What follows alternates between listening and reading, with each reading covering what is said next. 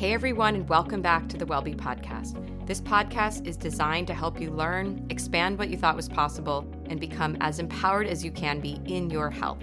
Thanks for tuning in. We've got a great episode today with Dr. Bill Rawls, one of the premier holistic Lyme and chronic illness doctors out there.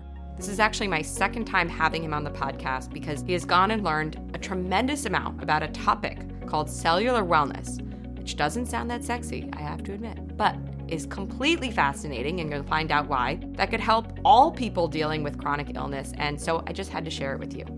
Before we jump in, I want to give a shout out to Clary's mom, or as she is known, who wrote, I just listened to the Wellbe Quick Hit episode about the top 3 podcasts and Adrian's opinion for 2023 on them, and I agree 100%. My periodontist spoke to me today about the damage that inflammation from our microbiome has on our gums. Thank you, and I'll be sure to look for those 3 podcast episodes. Thank you, Clary's mom. Now, if you want a shout out from me in a future episode, please leave a quick review now. It takes less than a minute, and if you're getting anything out of the Wellbe podcast, this is your way to tell me. All right, now, this episode is jam-packed, so let's jump right in with Dr. Bill Rawls. Dr. Rawls, thank you for being here. Oh, my pleasure. Thank you.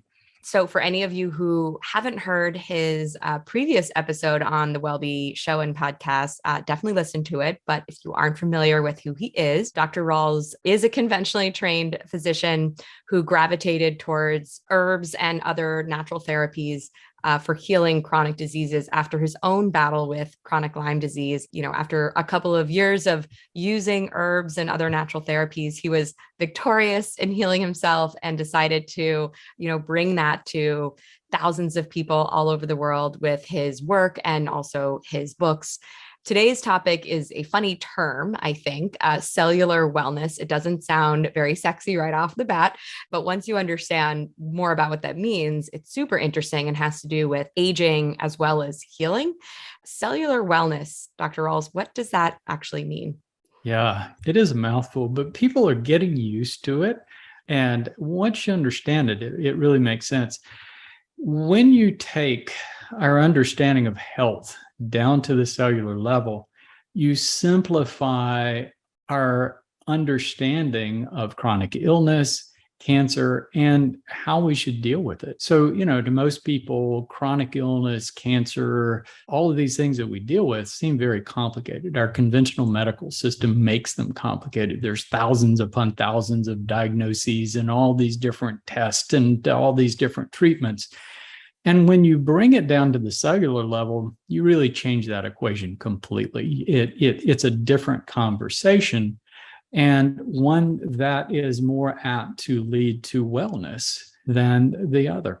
Got it. So I was happy to go through your book, and what I saw and what I thought was interesting, and I wanted you to talk more about, was the idea of stress, because it feels like in today's day and age, there's so much related to stress, and there's such an emphasis on self-care and doing things for your stress. But I think that stress is something we can't escape, right? We've never been able to escape it. Homo sapiens, we're dealing with, food scarcity and accidents, and they had stress too, but it's very different kinds of stress. So it's not that we can escape our stress, I believe. It's about how you deal with it. So on that topic, what does stress have to do with our body and aging?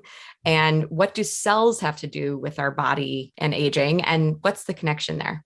Yeah, that's where it really gets interesting. And it seems so simple to me now. It took me a decade to get to this, and 3 years to actually put it into a book and make sense out of it. But we don't think about ourselves this way, our body, but it's we're basically a collection of cells, and all of our cells work together to make us function as a unit, but we're made of trillions of cells.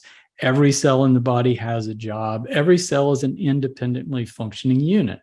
And as such, every cell in the body needs specific things. It needs nutrients. It needs downtime to recover from being stressed. So when you look at health from a cellular point of view, it's really all about health of your cells. if your cells are healthy, if each of the cells in your body are functional, prime working order, and everything is functioning in synchrony. So when, we talk a lot about hormones and chemical messengers and neurotransmitters, and basically what that is a conversation between cells. Cells have to stay in constant communication with one another to work together. And our brain is overseeing the whole thing. So our brain is using our five senses to monitor what's going on in the inside and the outside, and then use hormones and neurotransmitters to balance all of those cellular functions so everything is going just right. So if you feel good, it's because all your cells are healthy. And it's as simple as that. And if you don't feel good, it means your cells are stressed.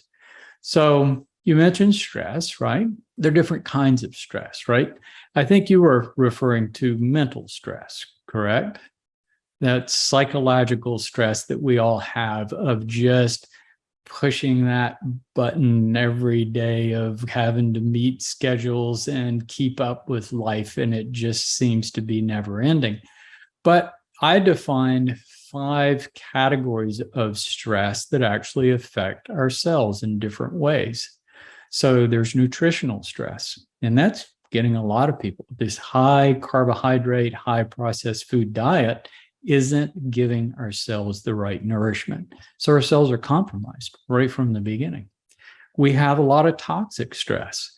We're constantly exposed to abnormal radiation from devices and toxic substances from petroleum use.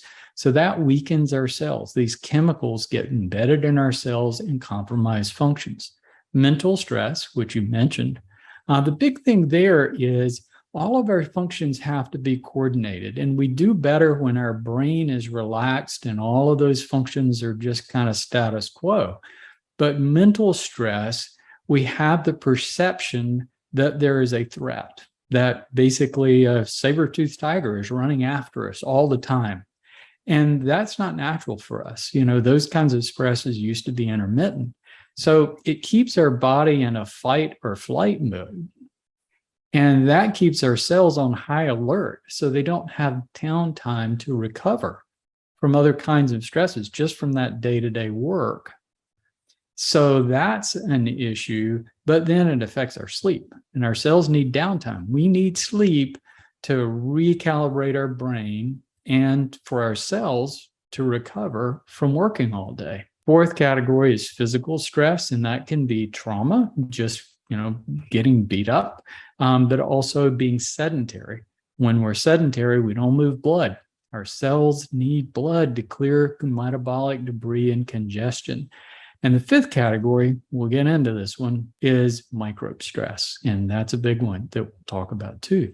So it depends on the kinds of stress, but when your cells are stressed, they can't do their job and you feel bad. Simple as that. I was so happy to just hear you describe the connection between a sedentary lifestyle and cell health, because I've never heard it described that way. And you've heard over and over how sitting is the new smoking and how, it's bad for you. But I've never really, in my mind gone deeper as to why, which is unusual because I'm all about understanding root causes of things. But that was a great light bulb that I am going to call my father right after this and tell him, as I sometimes have to get him moving. But anyway, so thank you for describing how these different stressors impact our cells.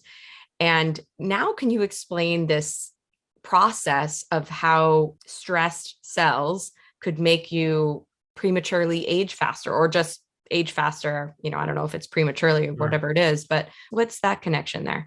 That's, the interesting thing about this journey is you can literally describe anything about health or absence of health, illness in terms of cells, but you can also describe aging in terms of cells. So our cells, we're constantly losing cells, making new cells. We have a lot of cellular turnover in our body that occurs every day. Some cells, like we're constantly losing skin cells, we don't lose nerve cells or heart cells quite as much. The turnover is much slower, so different cells in the body. But what aging specifically is is the gradual loss of functional cells in the body. And it has to do with the fact that cells gradually, just from working and churning it out, gradually burn out their mitochondria. So they basically lose the ability to generate energy. So we're constantly having this cellular attrition. So we accumulate cells until age 20. And at that point, your body has 5 to 10 times the number of cells that it actually needs to function. So you feel great when you're 20. You feel invulnerable because here you are, all your cells are brand spanking new, and you have all these extra cells that you have, you can lose some along the way. After that point, though, you gradually lose cells.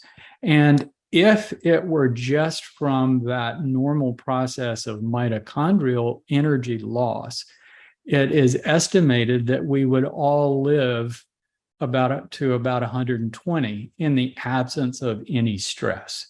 But when your cells are stressed, they use more energy, they burn down their mitochondria faster, so you lose cells faster. That attrition is accelerated. So the more stressed you are, whether that's nutritional stress, microbe stress, mental stress, whatever, the more you're stressing the cells, the faster you're going to burn out cells, and the quicker you reach that point where your body just can't maintain itself anymore. Okay, great. Thank you for that explanation. That's really enlightening.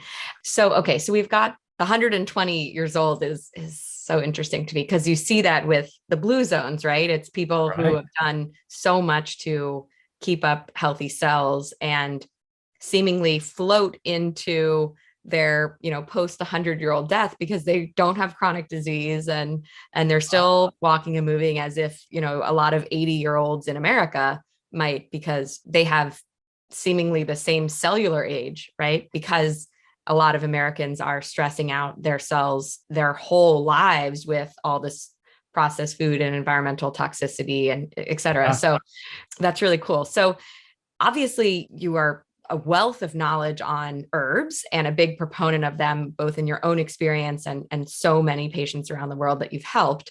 So what do herbs and plants, I am sort of using them interchangeably, but what do herbs do, or what's the role that they have in protecting cells or improving cellular health? When I was in my Lyme struggle, I couldn't find any good solutions. And I happened to read a book that defined that lots of plants, lots of herbs have antimicrobial properties, and people were using them with Lyme disease. So I tried it and it worked for me. And I've spent the past decade of my life, first of all, robustly well. And second, really trying to figure out this herb thing. And I've come to different conclusions than maybe people are thinking about herbs. So we tend to think about herbs like drugs, that we have a symptom or a problem and we take an herb to fix that. And herbs typically don't seem as potent and they take a lot longer to work. So it really sent that question of why is that? What's going on there? And I came to realize that drugs and herbs are really two different things. I mean, it's like apples and oranges. So what drugs are doing is blocking enzymes or activating receptor pathways specifically to artificially block a symptom or artificially slow down a disease process by manipulating cellular functions. What they are not doing, what no drug has the capacity to do, though, is reduce cellular stress. So when you look at chronic illness, you can define it as chronic cellular stress. In other words, the stresses are ongoing, cells aren't recovering, so you have chronic cellular dysfunction. And that's where chronic symptoms come from. So what drugs are doing is manipulating that so we feel it less. What the herbs are doing is counteracting cellular stress. And that was it was like a light bulb when I realized what was going on. So we talked about those 5 stress factors, right? So there are many, many herbs that have the effect of counteracting all of those things. Herbs have anti-diabetic properties. Hundreds of herbs have anti-diabetic properties that they either protect our cells from excessive carbohydrate consumption or normalize insulin levels. Many herbs protect the liver in that detoxification process or help our cells purge toxins. Many of our herbs have chemical messengers that balance those abnormal responses that we have to stress. They basically balance our stress hormones. Herbs promote blood flow to enhance that vascular purging of toxins and things from cells. And turns out that virtually all herbs have antimicrobial properties. So asking why, it really stands to reason that plants are doing this to protect their own cells. So plants are really sophisticated chemists, and they produce a wide spectrum of chemical substances to neutralize free radicals and all kinds of other toxic stress factors, including a wide spectrum of microbes. But it's not a single chemical like a drug. It's like a whole defense and regulatory system that you're taking in. And the plants we define as herbs are plants that humans have found just mesh well with our biochemistry. And, that was a selective process. It's been going on for thousands and possibly even hundreds of thousands of years. So we naturally know which ones to avoid. Nobody would make the mistake of eating poison ivy twice. Right. So yeah, the herbs are the things that work for us. So I have two questions based on what you were just saying. First, you said we found out that all herbs are antimicrobial, and I did not realize that. I thought that, certain herbs were antifungal, certain herbs were antiviral. Certainly there's ones we see over and over that are known to combat the Lyme bacteria. So what do you mean by that they're all antimicrobial? Do they all fight all the different microbes? Like even, dillweed, like everything? Actually, yes, they all have some antimicrobial properties. They have to. In fact, every living organism on Earth has to protect itself from other kinds of creatures. I mean, basically, we're all food for something else. Everything living is food. And we are food for bacteria, but plants are food for insects and bacteria and viruses. And, so it's the food cycle, and we're all part of it. So plants have this defense system that's a little bit like our immune system. Our immune system is cellular. Plants, there's chemical. So when we take that in, it actually benefits us. And how much of an antimicrobial property an herb has depends on the environment of the plant. So some plants in certain environments have less microbial stress and aren't going to have as robust an antimicrobial coverage, where some plants it's very, very strong.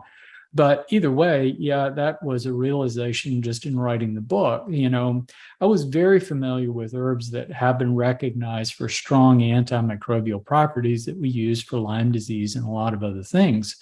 But then I started looking at the herbs that we generally use for everyday health, like adaptogens like rhodiola and reishi and turmeric for inflammation. So some of these herbs aren't really recognized. It wasn't something that we were using in chronic Lyme disease or other kinds of things for their antimicrobial properties.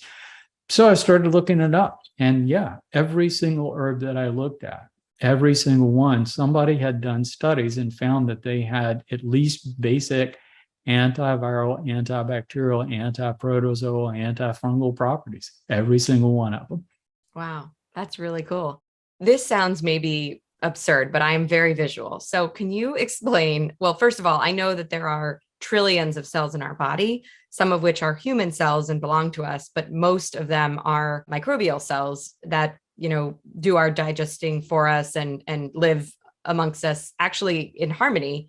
So when you say that herbs can improve our cellular health, are you talking about only our human cells, or are they also improving the health of the, good microbes that live within us?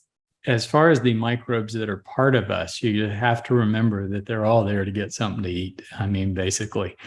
So yes, we all have microbes in our body. It is true that the numbers of microbes rival our cells, but you have to remember that a bacteria is 1,000 to 100 times smaller than one of our cells. So, compared to us, our total bacterial content is probably about 2 pounds. And most of that is actually in our colon. So they're a lot smaller than we are. But interestingly, when we look at our microbes, most of them are on the gut and on the skin. And I think everybody's aware of that. It's typically called the gut microbiome or the body microbiome. So we do have a lot of bacteria that we have symbiotic relationships with, but they're not all good. So, we all carry bad stuff. We've all got Candida and C. diff and all of these things that are really potentially harmful to us in our gut and on our skin. We have bacteria like P. acnes that can cause acne and Staphylococcus, which can become invasive on our skin. And we depend on our normal flora to keep those things in check. So our immune system doesn't extend into the gut, into the contents of the gut, and it doesn't extend out on the skin. So we actually depend on their normal flora, which secretes substances that keep those bacteria in check. And it's a symbiotic relationship. Those bacteria, our normal flora, they're not doing it for us. They're doing it to cut the competition. We just benefit from it. But when you look at herbs, one of the interesting things of the herbs compared to antibiotics is antibiotics are indiscriminate. They kill all bacteria. You take antibiotic for a few weeks, and it's going to really disrupt your gut and potentially cause bacterial resistance. Herbs don't do this. And I actually found a study that they documented this, that herbs, you're talking about a system that is selective. It does not disrupt normal flora. It does help us suppress pathogens. So it's helping to balance the gut. I found that the various herbs that we use do a better job of balancing gut flora in the gut and on the skin than probiotics do, which is really interesting. That is interesting. Do herbs improve the health of our flora? Yeah. Well, just by helping them cut their competition too, Oh, okay. So more about just allowing them to flourish on their own by getting rid of their enemies. I always visualize those beautiful National Geographic films with the blue whale and all of the plankton and other small fish like swimming with it just to get whatever it's kind of leaving behind, and this beautiful ecosystem that, they're all doing each other a favor by swimming together. So I think of that when I think of our flora. So you talked about herbs and their impact on bad microbes and how they can help our human cells. Walk me through this little visualization I have. So if I take an herb, let's say I take it in extract form, so like a tincture or something, right? So it goes through my digestive system and then gets absorbed in my gut and, used in whatever way my body decides to use it. How does that get through to all of the different cells in my body, which you were talking about? Some are in the brain, some are in the heart, some are, on the skin. How does that work? Well, just circulation. I mean, all of these chemicals are readily absorbed. Think about it. I mean, we've been consuming plants since the beginning of time. And if you go back to when humans were eating a forage food diet, which is most of our time, hundreds of thousands of years of our history, they were eating wild plants. So they were getting a lot of these chemicals that we call phytochemicals. So these plant chemicals, phyto means plant, so plant chemicals. And again, it's more like consuming a system rather than this random collection. So the plant is using these substances to protect its cells and regulate functions within the plant to keep it normal. So basically, it's like us embracing the plant's immune and regulatory systems to boost our own. And we've been doing this for hundreds of thousands of years. So in a sense, it's like we depend on this. And we were getting it for a long time, but now we're not as much. As we've cultivated our foods, we've moved away from wild plants. And except for basic culinary herbs, We're eating plants that are cultivated to produce calories, not to produce phytochemicals. So a lot of our food plants have lost their ability to protect themselves. That's why we have to use so much herbicide and pesticide in our plants, because they're not groomed to protect themselves anymore. They're groomed to produce calories.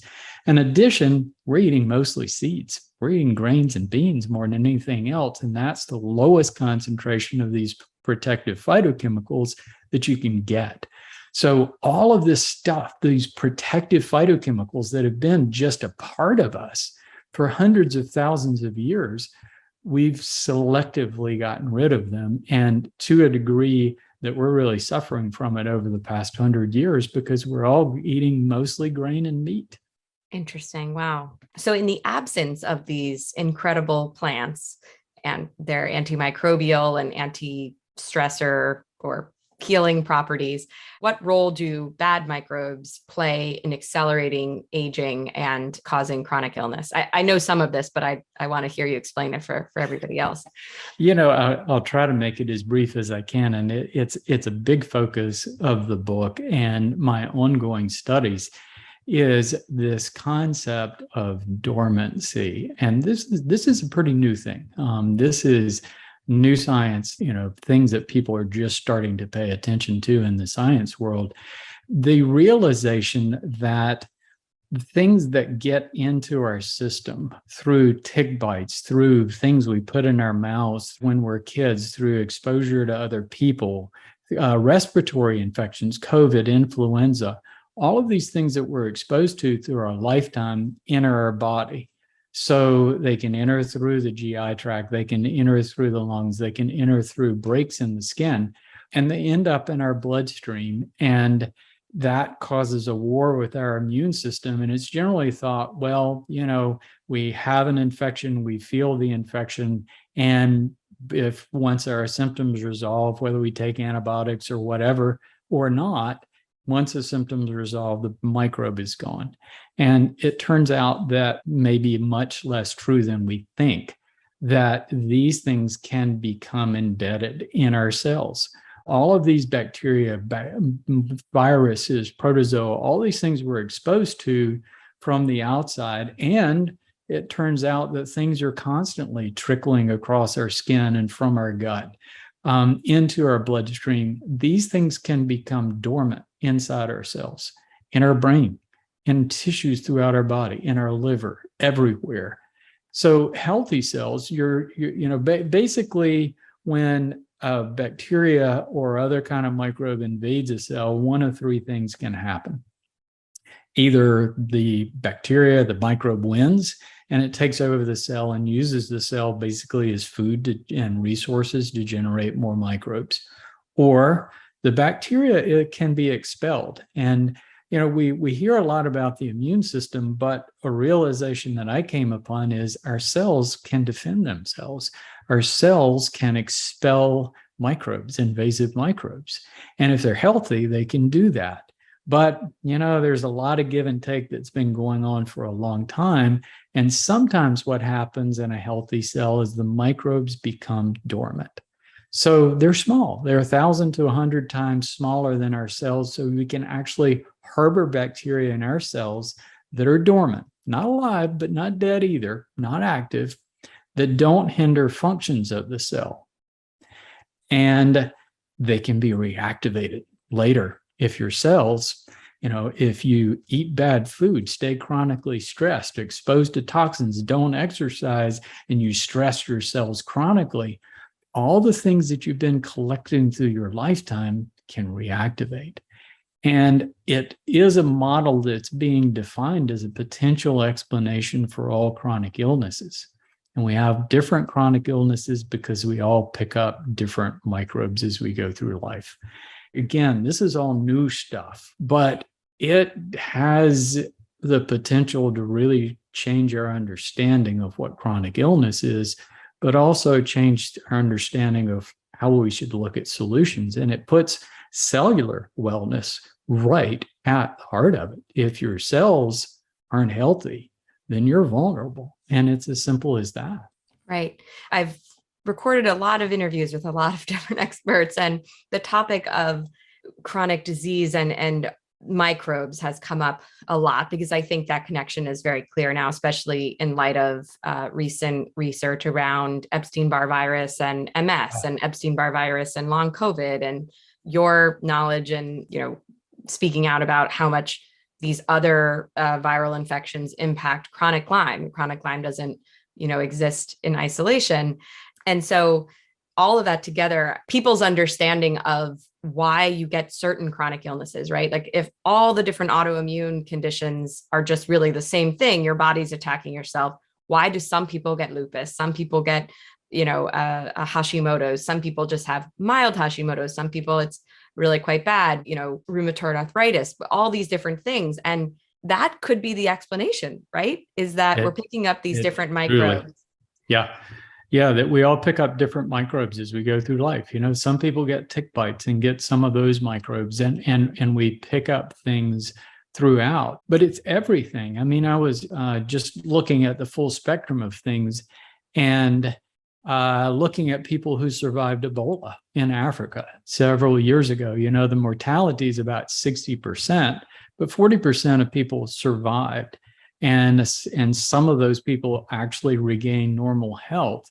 And those that regain normal health, they were still able to find Ebola virus in their tissues. So their cells had recovered, their immune system had recovered, but they hadn't gotten rid of the microbe. So my theory is, and this is a theory shared by many others, a growing number of people, that we get different illnesses because we all pick up different microbes in our lifetime, and different microbes have preference for different cells in the body.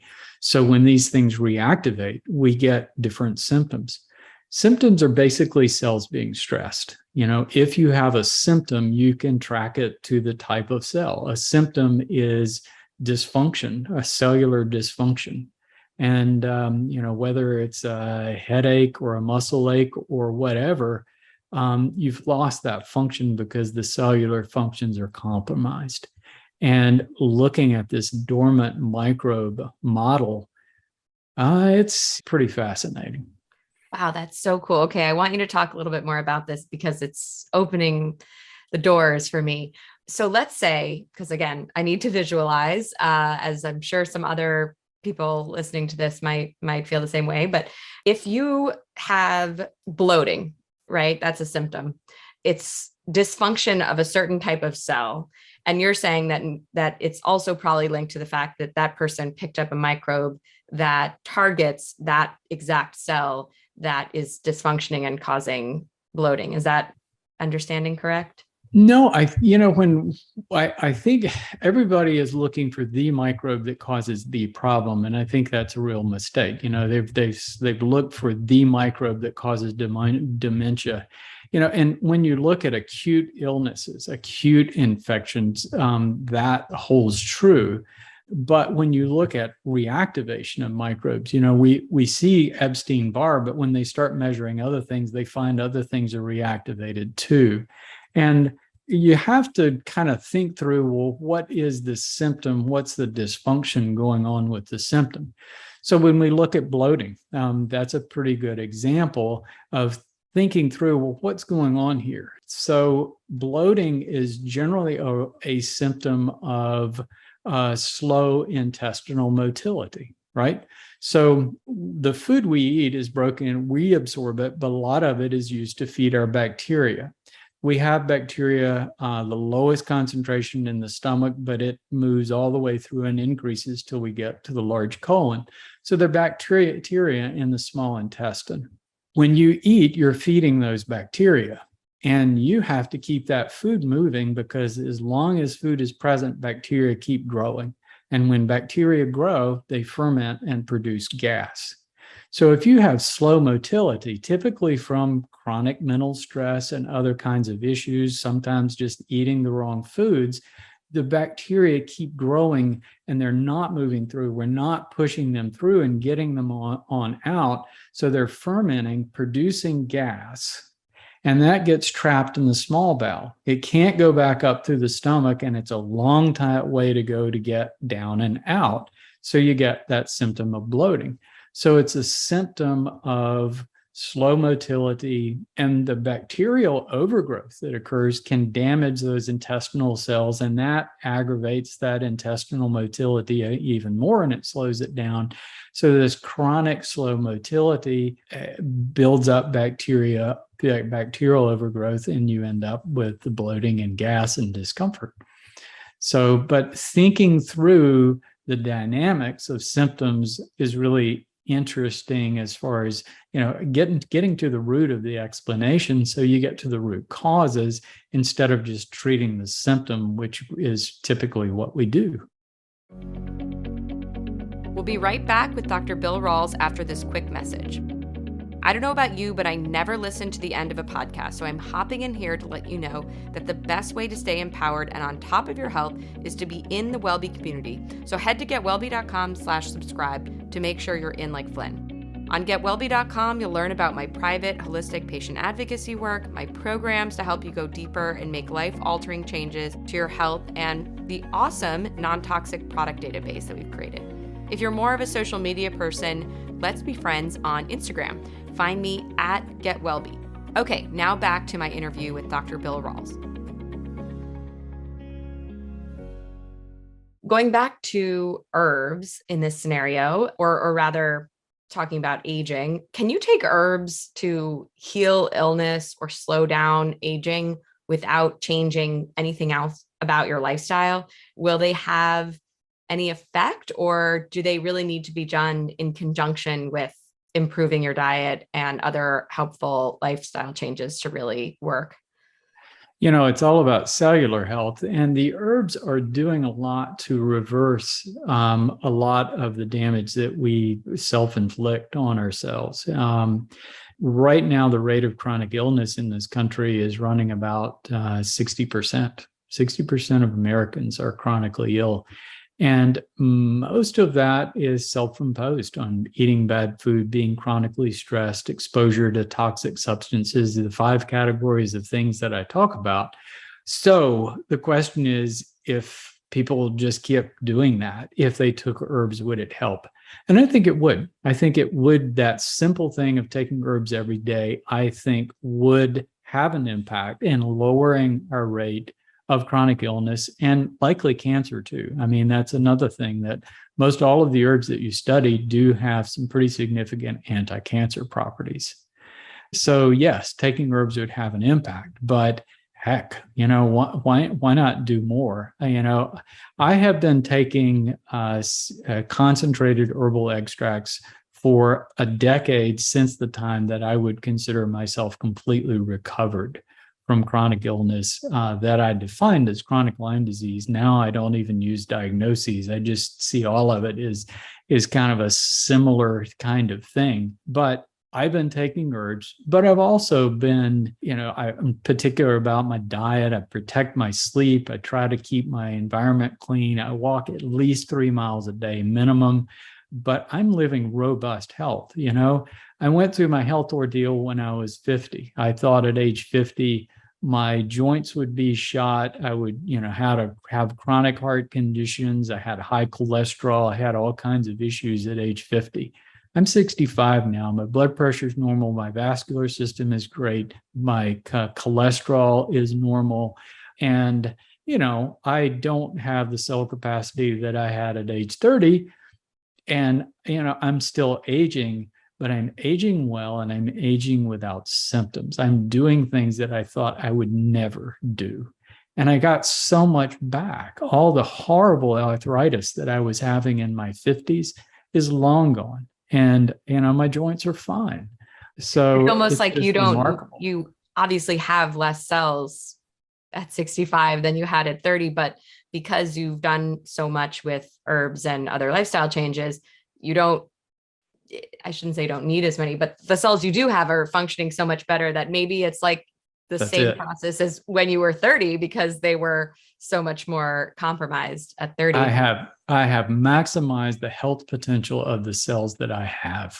And I think in doing so, I have kept this dormant microbiome in check. I mean, I tested positive for a lot of different microbes at age 50. I don't think I've eradicated those things. I just have put them back in their box. And so our microbiome, what is being called the dormant tissue and blood microbiome, we live with that. It's part of us. And when you start looking at other organisms, both animal and plants, you find that virtually every multicellular organism has microbes within its tissues. It's part of us. It's part of life. And so we have to live around that. We have to maximize that cellular health potential. And that's the key to this resilient wellness that we all want to keep as long as we can.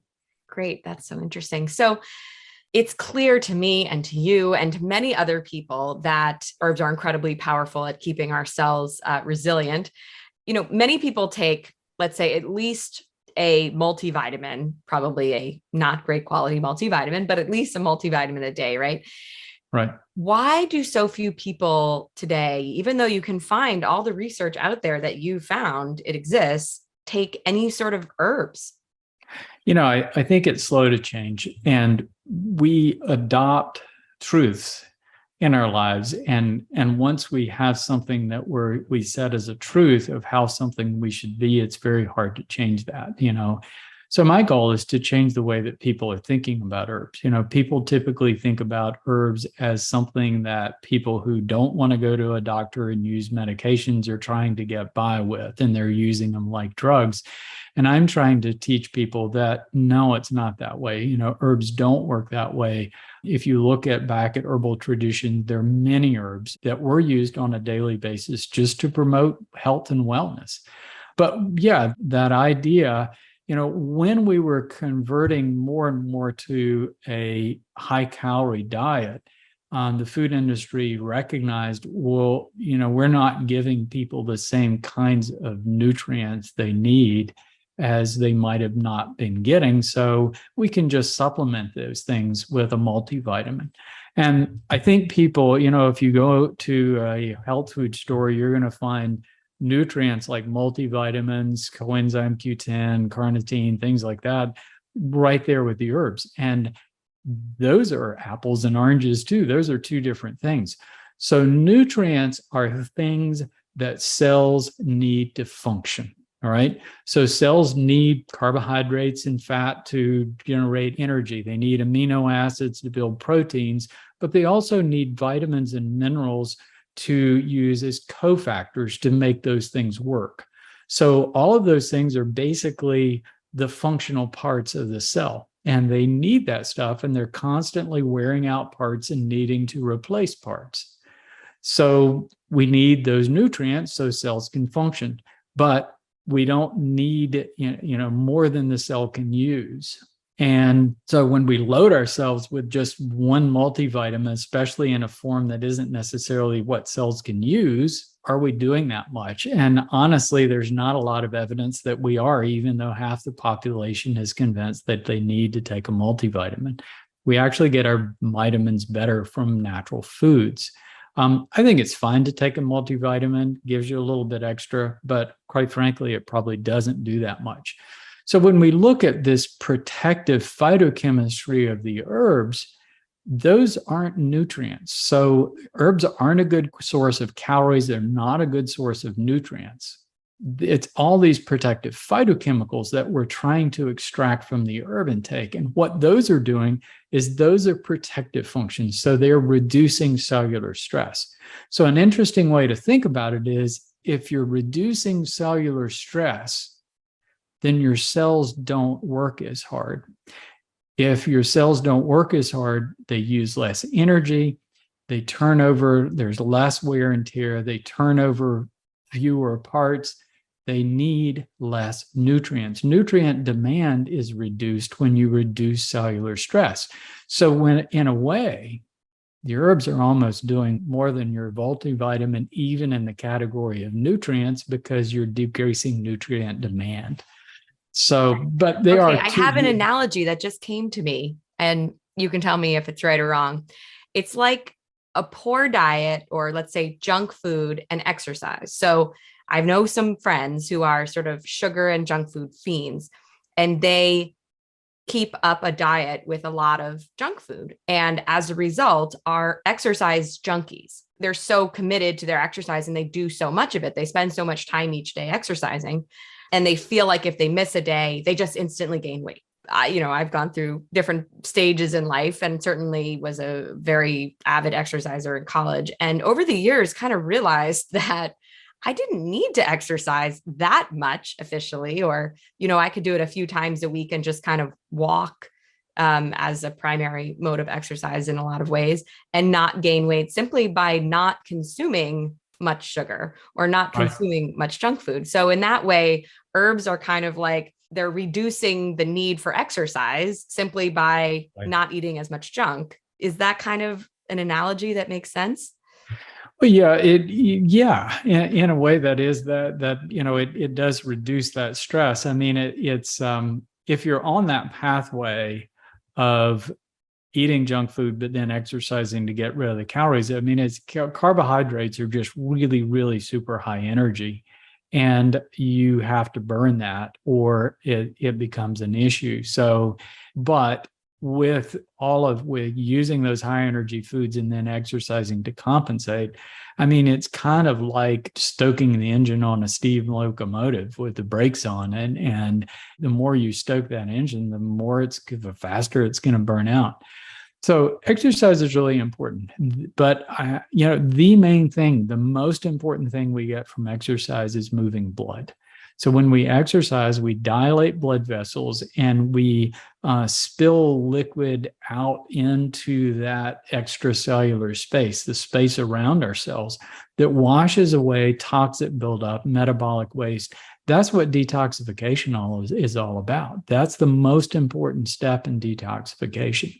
So exercise is important for that, but you have to accept that exercise is also cellular wear and tear. So the more intensely you exercise, the more intensely that you are going to wear your cells out. So it's that balance of enough exercise to promote something called autophagy, which is cellular repair, enough blood flow to purge toxins, but not so much that when you start moving past that capacity of your cells to catch up and repair that damage.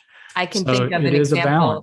I can think of an example right now of that. A couple of people I know where they have chronically over-exercised such that they actually seem a bit, frail and like they've aged poorly, versus other people I know who have just kept up a lifestyle of lots of walking and hiking and yoga and whatever. And it seems to be the right amount of movement for the body to do, that good cellular repair without stressing them out too much. And you mentioned physical stress in the very beginning of this episode as being if somebody got beat up, but certain kinds of exercise, I feel like are being beat up. It can be. Yeah, it was, I'm a very active person and I enjoy a lot of different kinds of activity.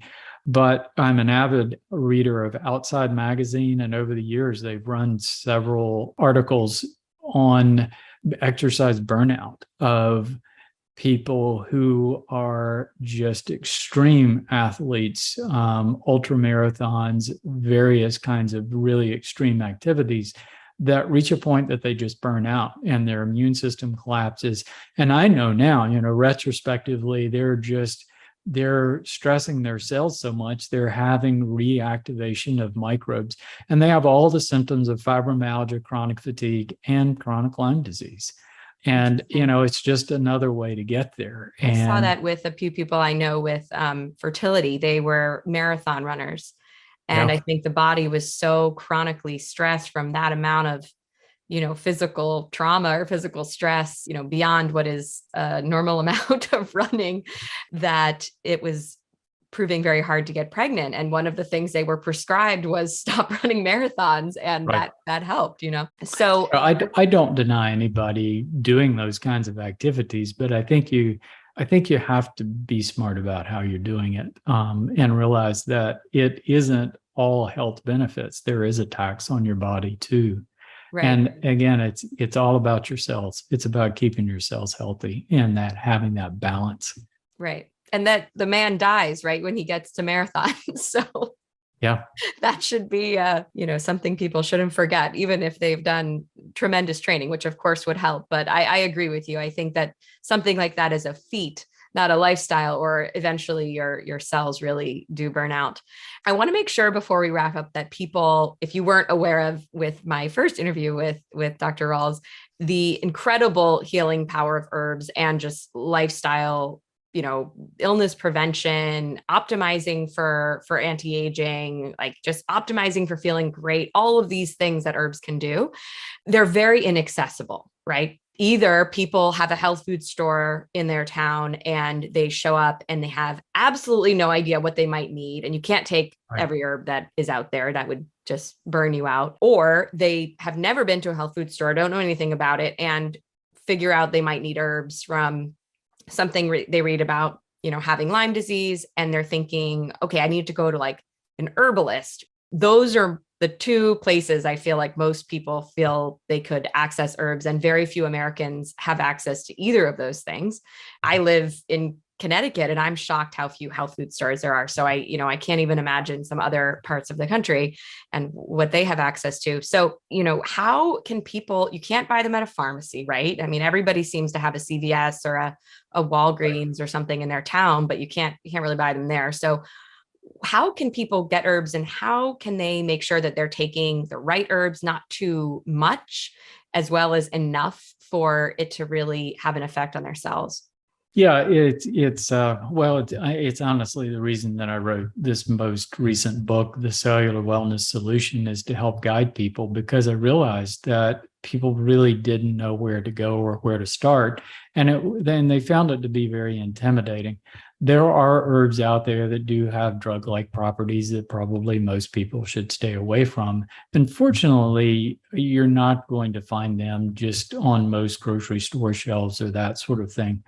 You can find herbs in pharmacies and groceries. They typically tend to be low quality. And if you've taken them, they don't do much because they're low quality. So quality matters. There are many companies that produce excellent quality herbs. There are certain herbs that you can take. I mentioned a couple: rhodiola, reishi, turmeric. Some of my favorites: gotu kola, milks of thistle. These are herbs you can take every single day, and I have been for almost a decade or more. So there are herbs that are mainly for cellular health, prevention, reduction of cellular stress, that promote wellness. These herbs have a low potential to cause adverse reactions. They're very safe to take. So I defined those in the book. There are some herbs that we would take more for recovery from various kinds of chronic illness that have maybe a little stronger antimicrobial properties. And I defined those herbs in the book also. But for parameters of what to look for, all of those kinds of things are well defined in the book. So, that's the big reason that I wrote it. Quality of herbs, when I was getting into this, I ended up having products made to meet my specifications because it was really hard to find herbs out there. And that ended up being a supplement company, which I'm part of. But there are many good companies out there. And I think the book really sets some standards of looking for quality extracts, looking for the right herbs. And, I set up what I call the herbal spectrum in the book of, starting at food plants on one end, and then the other end, herbs that might have drug-like properties that you would want to stay away from. And we created a chart of what we called safe zone herbs or green zone herbs that you really don't have to consult an herbalist. These are very safe to take on a daily basis, hard to get in trouble with them. So we defined a pretty good list of herbs that people could start with and feel very comfortable with. I forgot about the grocery store aspect. Of course, things like turmeric and the other things that are in the spice aisle are herbs, of course. So yes, that's a great way. I know like my husband and I make a smoothie most mornings and put turmeric and Ceylon cinnamon and a few other things that we know have different good properties that I assume would be in your green zone. Oh, yes, absolutely. Is that a good way that you recommend a lot of people get these green zone herbs day to day, in a powder form in a smoothie? Or do you think that taking them in like tincture form or capsule form is more effective? There are three main ways to get herbs. One is a whole herb powder, and that's mostly what you would end up putting in your smoothie. And that's basically they take the entire herb, the entire plant, dry it, and crush it up into a powder, into a fine powder. And frankly, you're getting a lot of fiber and not much phytochemistry because you're getting just the stems and roots and leaves or whatever of the plant. They're great, but they're not high potency. They're super. I add mushroom powders and turmeric and things like that into my smoothies every morning, but I don't depend on that. So what we want is that phytochemistry coming from the plant. And so a tincture, basically they take water and alcohol and soak the plant parts in the water and alcohol, extract that that phytochemistry. And the more plant you put per water and alcohol, the higher concentration it's going to be. And after a period of time, you take the plant parts out and discard them. So it's just pure chemistry. So tinctures are good. One step beyond a tincture, and typically what we use in our products, though, is a standardized powdered extract. And what that is they take the water alcohol tincture, spray it on a surface, dry off the water and alcohol, and collect the powder. So it's almost pure phytochemistry. So one capsule of that may equal like a couple of teaspoons of a tincture. And it's just a really easy way to get herbs. So most of the herbs I take, I use some tinctures, but I use, my daily assortment of herbs, I typically get in standardized powdered extracts. And another thing about herbs is different herbs have slightly different qualities. It's like milk thistle, we know protects the liver. Hawthorn, we know, protects cells in the heart and vascular system. So characteristics of herbs, you get slightly different, a mix of qualities. So when you combine herbs, you get this really nice synergy. So using blends, typically the blends that I use are typically like 5 herbs or so, 5 to a dozen herbs. And you get this complex synergy of that phytochemistry that has the potential of protecting all the cells in your body. So, typically that's what I'm looking for on a daily basis is that blend of herbs that are going to protect all of my cells to give me the kind of longevity and resiliency that I'd like to have. And are all those green zone herbs that you're describing? Yes, they can be combined. There are certain ways. I have some formulas that I typically look at, how do we cover the brain and the heart and the liver and the skin, and how do we put all these things together? So that's a very different way to look at it than a traditional herbalist. So traditional herbalism was observational. So it was pre-science. They didn't know what phytochemicals were. They really didn't understand the health at the cellular level. So they were looking more of characteristics. So it's like, a trained herbalist would say, well, I know that this person's symptoms, this person's presentation, and the way their body is, these herbs might best help that. But taking it down to the cellular level of saying, okay, what are the phytochemistry doing for the cells? How are they blocking stress factors? How are they balancing certain hormone pathways in the body? That is a totally different way of looking at herbs and how we can maximize their benefits. And quite frankly, all of it's good. That traditional knowledge balanced with the science of what the phytochemistry is actually doing at that cellular and molecular level it gets, I get excited about stuff like that. Yeah, no, you're making me really want to go through the back of your book, which I have after this, to understand the green zone ones that I can be taking, every day, and whether I am, because I do take some herbs through my naturopath, but not just, I was thinking more in the traditional herbalist way, in that I only took herbs besides maybe the, turmeric and cinnamon that I take in the morning in the smoothie, as things that I want to improve, and only taking herbs for that. And now I'm realizing, no, I should be protecting all of my systems and organs with the herbs that are known to do that. So I will be doing that.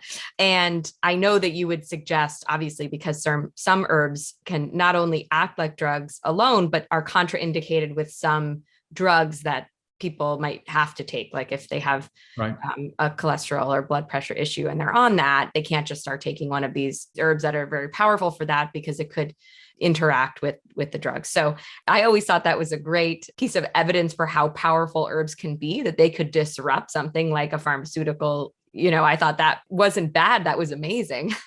And really, just showed how impactful and powerful they could be on the body. So in that scenario, you would probably advise people to work with an herbalist of some kind to make sure that they weren't, taking things that interacted with other things they were taking. And I would assume the same would be true if certain people have, let's say they know they have Lyme disease, but they also know they have diabetes and, Hashimoto's. Would you suggest they still take herbs that are known to help with Lyme disease? Or is it more important that they work with somebody to have the right herbs for all three conditions? Again, what the herbs are doing, as far as those green zones herbs that I talk about, they're mainly cell protective and balancing hormones in the body. So they're good for most any application. And the herbs that I define as antimicrobial herbs. So there are a number on the list: Japanese knotweed, andrographis, garlic, ginger. So there's some really nice herbs out there that have stronger antimicrobial, antiviral properties. They would be more something that you would use in a recovery protocol. And it's not that you couldn't take them every day. Most of these herbs are quite safe to take every day. And I did for years, like 5 years of my life. But it's kind of like, well, don't we need to keep something in reserve, And because there's also herbal and supplement burnout, which I'm sure you've seen, right? There's theoretically a infinite number of supplements and herbs you can take. So you do have to be somewhat cautious to not burn yourself out. That's the thing. I think people are intimidated by all of the different ones, but if you get just kind of a core of like a dozen herbs just to keep you healthy, you can stay on those and be pretty comfortable. And you're using a concentrated extract. So, it's not so many capsules during the day. That's a pretty comfortable way to live. I mean, right now, I take an average of about 12 capsules once a day, and that includes some krill oil and just some other supportive nutrients. And it's just part of my routine. I get up in the morning, I do that, sometimes with a smoothie that adds some other herbs in it too. But it's really doesn't take away. Now, when I was recovering, I was taking them several times a day. But now, once a day, that's generally enough to keep me very, very comfortable. And I just don't even think about it anymore. It's just easy. I've been a long time herb and supplement taker myself, from having Lyme disease when I was just 11 years old. That kind of started it all for me. And over, I think like you, when you have something and then various natural therapies help you, you don't really want to stop doing the ones that are easy, right? Like I don't want to stop taking herbs and supplements because they helped me heal. I don't want to take as many as I used to, but I know that they're so powerful. So I like to do it preventatively, or to keep those things, in remission, right? So I've got one last question for you. I can't believe how much time of yours I've taken up with this conversation, but it's just so interesting to me. You mentioned that you took, in your recovery from Lyme disease, that you took herbs for about 5 years, which is, to some people quite a long time. To others, they've been sick a decade or two. So it's, not that long. But what is the average length really that you've seen with people having to use herbs as medicine to heal something.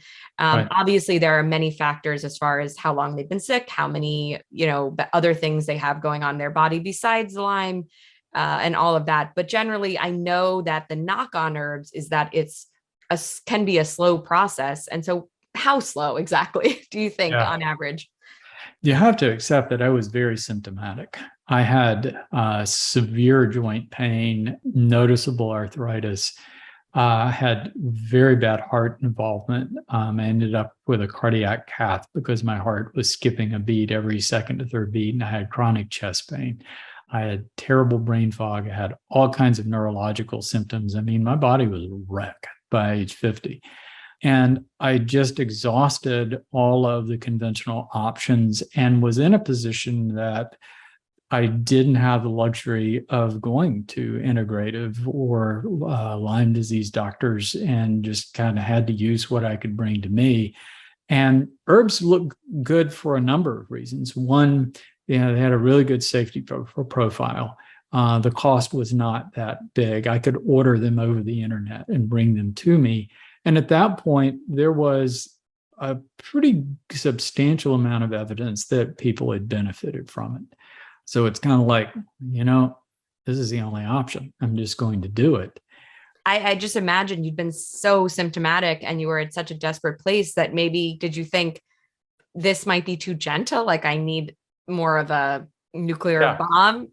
Oh, I was aggressive. I was taking handfuls of supplements of capsules several times a day. I mean, I was like, no, I'm not living like this. And, and on one side, I was really hopeful. On the other, it's like, this ain't going to do anything.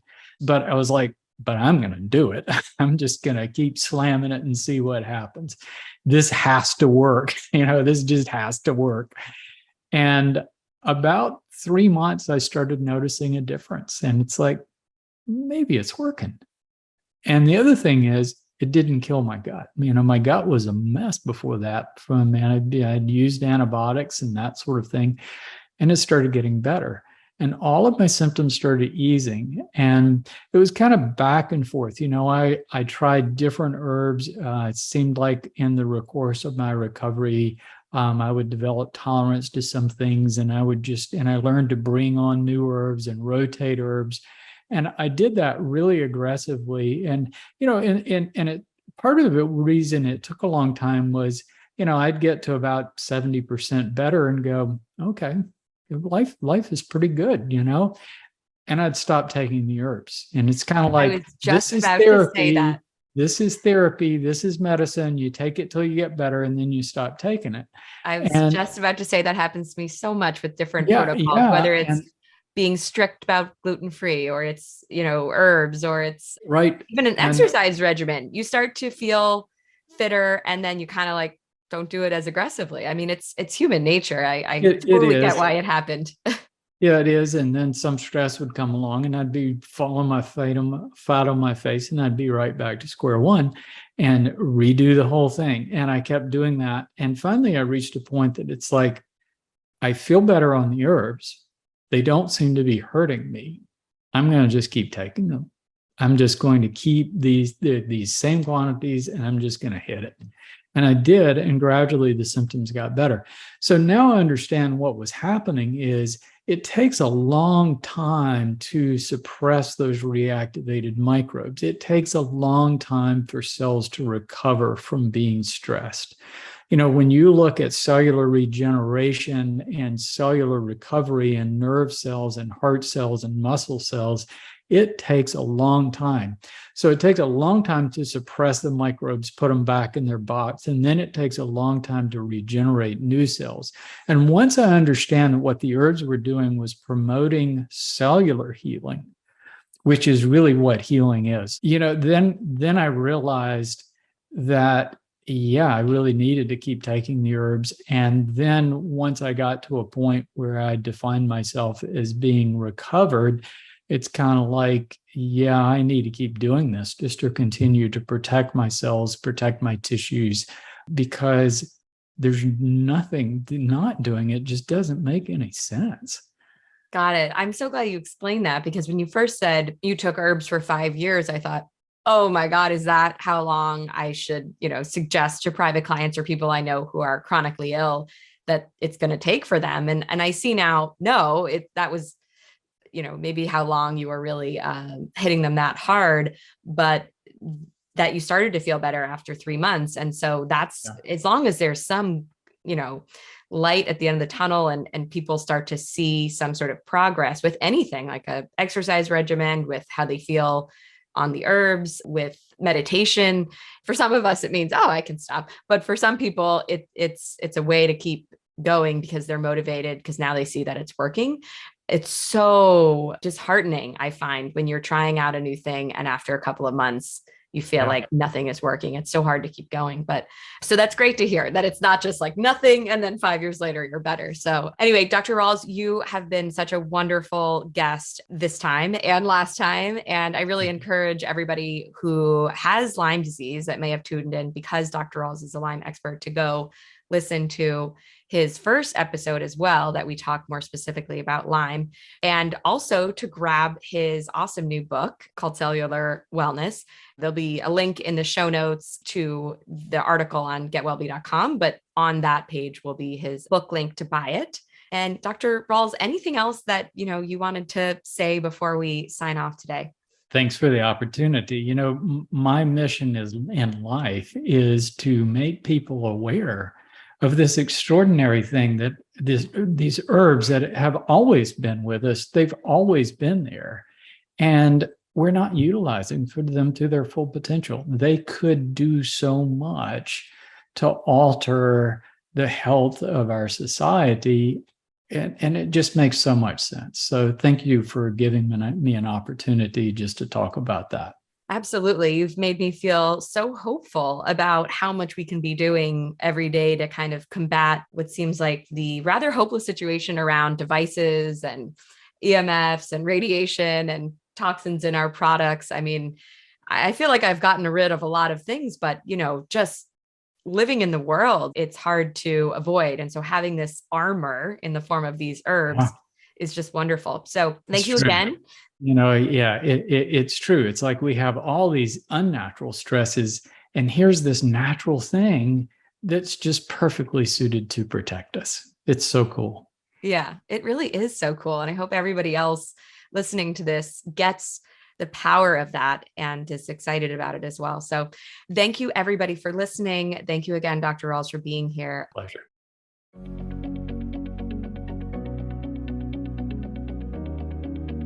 So that's all for this episode. I hope you found this as fascinating as I did. Once I understood the role that cell health plays in the creation of disease, and the role of microbes on cell health, and the role that herbs play in improving cell health, I felt like I had a real breakthrough understanding about illness and healing and everything in between. I'd love to know your thoughts on this topic and this interview as well, so definitely leave a review of the podcast with some of your own thoughts. You can also check out the written version of this episode on getwellbe.com, and a link is in the show notes.